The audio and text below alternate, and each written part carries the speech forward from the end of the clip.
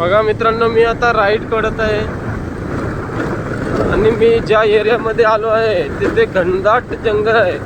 येथे वन्य प्राण्यांची सुद्धा भीती आहे आणि मी ज्या रस्त्यामध्ये गाडी चालवत आहे माझी गाडी मेन कंडिशनला सुद्धा नाही आहे. आणि ज्या परिस्थिती मी आता गाडी चालवते, वरतून मला पावसाची पण भीती आहे आणि माझ्या गाडीची पण मला भीती आहे का कुठला पाटा कधी माझ्या गाडीचा गळून पडेल सांगता येत नाही. प्लस दुसरी गोष्ट म्हणजे मी ज्या एरियामध्ये आता गाडी चालवतोय त्या एरियामध्ये समोरून मला एक पण गाडी येत नाही आणि एकदम भीतीचं वातावरण असं या ठिकाणी वातावरण आहे. अशा परिस्थितीतून मी आता चाललेलो आहे आणि मला या परिस्थितीमध्ये मला तरी वाटत नाही की मला इथे कोणी मदत करू शकतंय. येणारे जाणारे सर्व आदिवासी भागातील दिसतात मला, पालापाचोला वाहत जातात आणि हे बघा एक सुद्धा या भागात 4 व्हीलर सुद्धा दिसत नाही आणि सगळ्या 2 व्हीलर आणि पूर्ण आदिवासी भाग आहे हा. आणि अशा आदिवासी भागामध्ये मी आज गाडी चालवत आहे.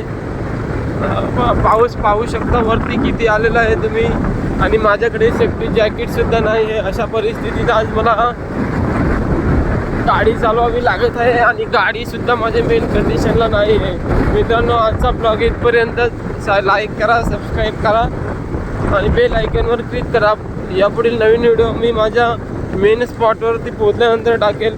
कारण मी ज्या ठिकाणी आता गाडी चालवत आहे त्या ठिकाणची परिस्थिती एकदम भयानक आहे, अक्षरशः भयानक आहे. की हे बघा, हे झाड बघा किती सफेद आहेत, हे भुताचं झाड दिसतं का नाही तुम्ही सांगा.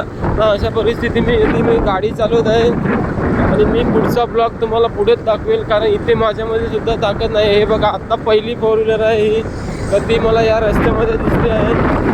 अगदी भीतीचं वातावरण चारे साईडून पहा कसं आहे.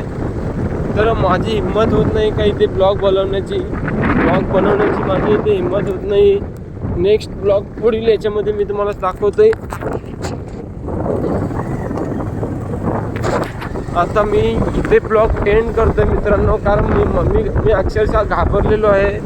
पुढे तुम्हाला माझा मी ब्लॉग दाखवेल, नक्कीच तुम्हाला मी हसवेल मित्रांनो. आता तुम्ही माझ्या भावासारखे आहात आणि मी तुम्हाला नाराज करणार नाही. पुढचा ब्लॉग माझा चांगला असेल पण या भयानक परिस्थितीमध्ये मी ब्लॉग नाही